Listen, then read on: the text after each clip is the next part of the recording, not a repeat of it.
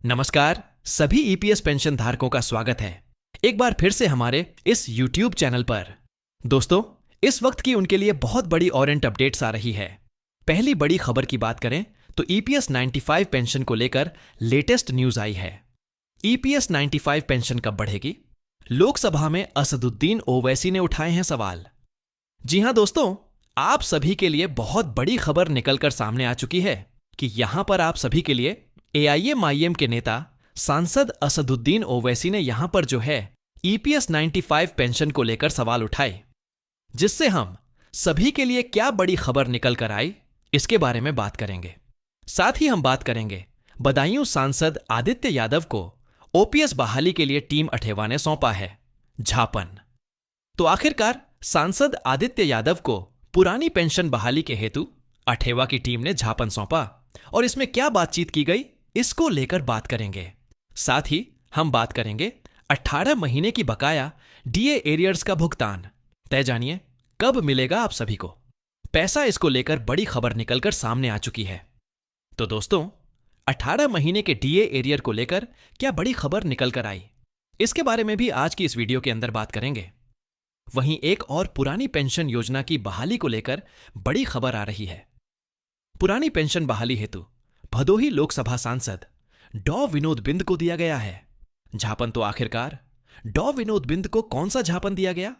पुरानी पेंशन बहाली हेतु भदोही के लोकसभा सांसद को क्या बड़ी खबर निकलकर आ चुकी है, इसके बारे में भी दोस्तों आज की इस वीडियो के अंदर बात करेंगे। इसलिए आप सभी पेंशन धारकों से निवेदन करते हैं कि दोस्तों आज की इस वीडियो को आप लास्ट तक देखिएगा, और इसी के साथ हमारे चैनल पर नए हैं तो चैनल को भी सब्सक्राइब कर लें और साथ ही बने घंटे के निशान को ऑल पे जरूर सेलेक्ट कर लें। तो चलिए बिना किसी देरी के संपूर्ण खबरों को आज की इस वीडियो के अंदर सही, सटीक और तथ्यों पर जानते हैं। सबसे पहले हम बात करेंगे ईपीएस 95 पेंशन को लेकर आई लेटेस्ट न्यूज की कि ईपीएस 95 पेंशन कब यहां पर बढ़ेगी। लोकसभा में असदुद्दीन ओवैसी ने उठाया है इसको लेकर सवाल।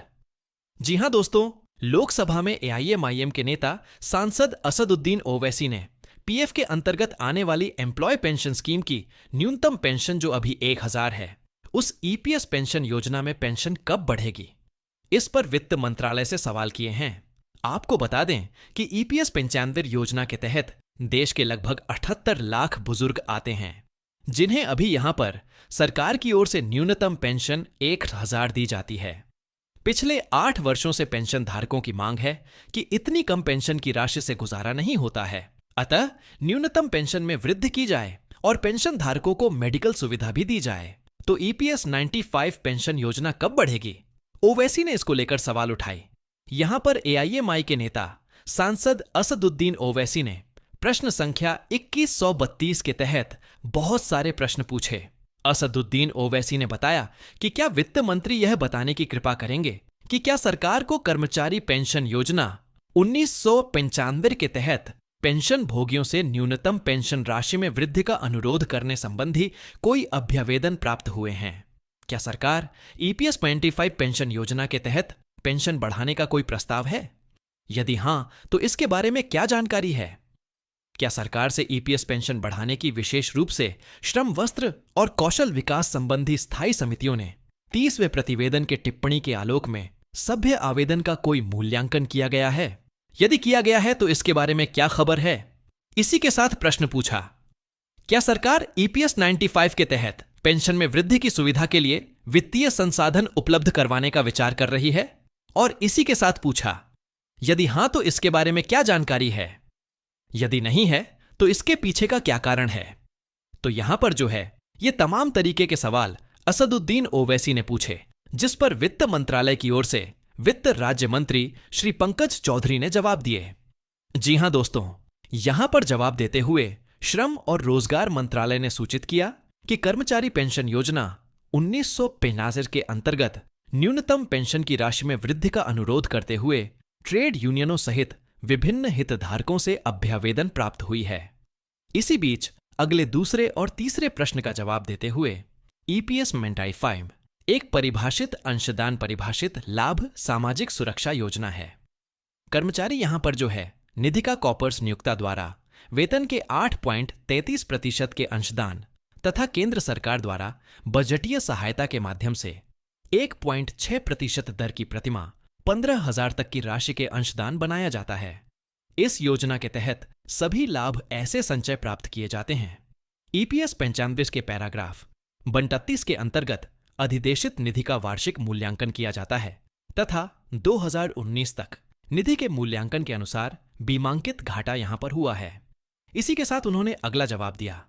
सरकार ने वर्ष 2014 में पहली बार बजटीय सहायता प्रदान करके ईपीएस 95 के अंतर्गत पेंशन भोगियों को प्रतिमाह 1,000 की न्यूनतम पेंशन प्रदान की। जो कर्मचारी भविष्य निधि संगठन को ईपीएस के लिए प्रतिवर्ष प्रदान किए जाने वेतन का 1.6% यहां पर जो है बजट की सहायता अतिरिक्त थी। पिछले 5 वर्षों के दौरान कर्मचारी पेंशन योजना 1935 के अंतर्गत भारत सरकार ने 1.16% के समाधानिक अंशदान तथा प्रतिमाह 1,000 की न्यूनतम पेंशन के लिए ईपीएफओ को जारी किए गए धनराशि की बात कही है, जिसमें न्यूनतम पेंशन के लिए अंशदान और कुल अंशदान भी दोस्तों हम सभी के लिए दर्शा दिया जा चुका है। कुल मिलाकर बात करें तो सरकार ने यह माना कि ईपीएस 95 पेंशन के लिए उनके पास श्रमिक संगठनों की गुजारिश की है, लेकिन वह इस पर साफ नहीं किया है कि सरकार के पास पेंशन वृद्धि की कोई योजना है या फिर नहीं है। अभी तो उन्होंने 2019 के आंकड़ों के अनुसार इस योजना में वित्तीय घाटा होने की बात की। इस खबर पर आपकी क्या राय है? आप हमें कमेंट बॉक्स के अंदर बता सकते हैं। इसके अलावा अगली बड़ी खबर की बात करें तो बदायूं सांसद आदित्य यादव को ओपीएस बहाली के लिए टीम अटेवा ने सौंपा है झापन। जी हां दोस्तों, यहां पर एनआईएम ओपीएस के केंद्रीय नेतृत्व विजय कुमार बंधु के दिशा निर्देशों के अनुसार यहां पर 8वां पेंशन बचाओ मंच बदायूं के जिला अध्यक्ष ओमवीर सिंह और महामंत्री लल्लू सिंह, जिला प्रभारी अनिल यादव, जिला कौशल सुरेंद्र सिंह, पाल रक्षक राकेश प्रजापति, जिला संगठन मंत्री निर्भया सिंह। यहां पर जो है उन्होंने सैकड़ों शिक्षकों के नेतृत्व में कर्मचारियों की नई पेंशन योजना यानी कि एनपीएस साथ ही यूनिफाइड पेंशन योजना की यूपीएस को समाप्त कर पुरानी पेंशन बहाली के लिए बदायूं सांसद माननीय आदित्य यादव को झापन 100 सौंपा। झापन लेने के उपरांत शिक्षकों और कर्मचारियों की मांग को गंभीरता से लेते हुए माननीय सांसद जी ने पुरानी पेंशन व्यवस्था बहाली की एक और निजीकरण की समाप्ति के लिए प्रधानमंत्री को पत्र लिखने का आश्वासन दिया। साथ ही आश्वस्त किया कि एक एक पत्र केंद्रीय चरम मंत्री जी, केंद्रीय शिक्षा मंत्री जी को भी भेजने का कार्य करेंगे।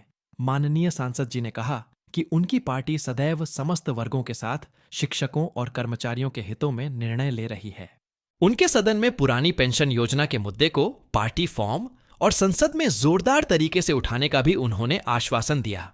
इस दौरान आईटी सेल प्रभारी अजय सांख, मीडिया प्रभारी विजय यादव, इसके अलावा यहां पर जो है प्रमोद प्रभारी, ब्लॉक महामंत्री बजिंग राजकुमार जिला पद यहां पर जो है उपस्थित रहे थे। यहां पर ये तमाम लोगों के बीच में यहां पर आप सभी के लिए बदायूं के सांसद आदित्य यादव ने यहां पर जो है बड़ा आश्वासन आप सभी को दिया है।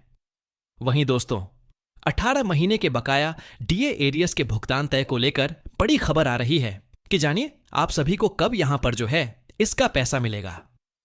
तो केंद्रीय कर्मचारियों के लिए बड़ी खुशखबरी सामने आई है।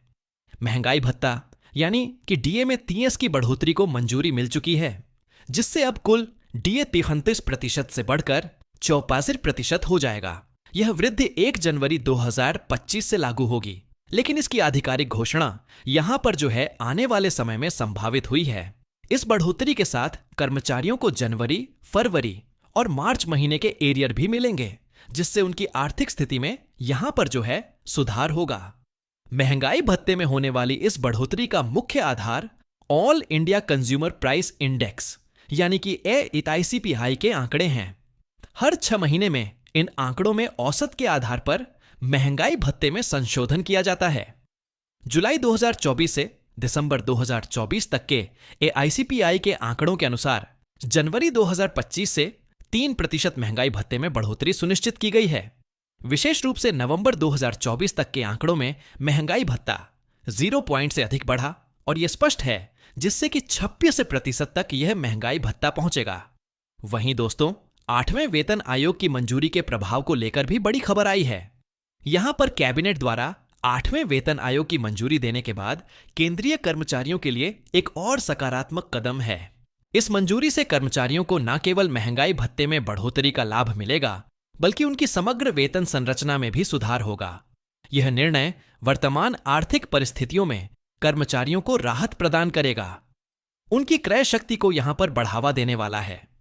इस बढ़ोतरी का सीधा प्रभाव उदाहरण के लिए कर्मचारियों की मासिक सैलरी पर पड़ेगा। उदाहरण के लिए अगर किसी कर्मचारी का न्यूनतम मूल वेतन 18,000 है तो 53% महंगाई भत्ते के साथ उन्हें यहां पर जो है 9,540 प्रति माह मिलेंगे। इसी प्रकार 56% महंगाई भत्ता जो है राशि बढ़कर 1,080 हो जाएगी, यानी कि 540 प्रति माह की यहां पर हम सभी के लिए वृद्धि होगी। इस प्रकार एक वर्ष में तकरीबन 6 से 7,000 की बढ़ोतरी जो देखने को मिलेगी। तो ये एक बहुत बड़ी और इंपॉर्टेंट खबर आ रही है। भविष्य में महंगाई भत्ते में और भी अधिक बढ़ोतरी की संभावना है। महंगाई के आंकड़ों के आधार पर जुलाई 2025 में महंगाई भत्ते में संशोधन होने की उम्मीद है। आर्थिक विशेषज्ञों के अनुसार यदि महंगाई दर में वृद्धि की जाती है तो अगले संशोधन में भी 2 से 3% की बढ़ोतरी हो सकती है। इससे कर्मचारियों को लंबे समय तक आर्थिक स्थिरता मिलेगी और उन्हें जो है इस महंगाई के द्वार में एक और बड़ी राहत देखने को मिलेगी। तो ये बड़ी खबर दोस्तों आप सभी के लिए हाल फिलहाल में निकलकर सामने आ चुकी है।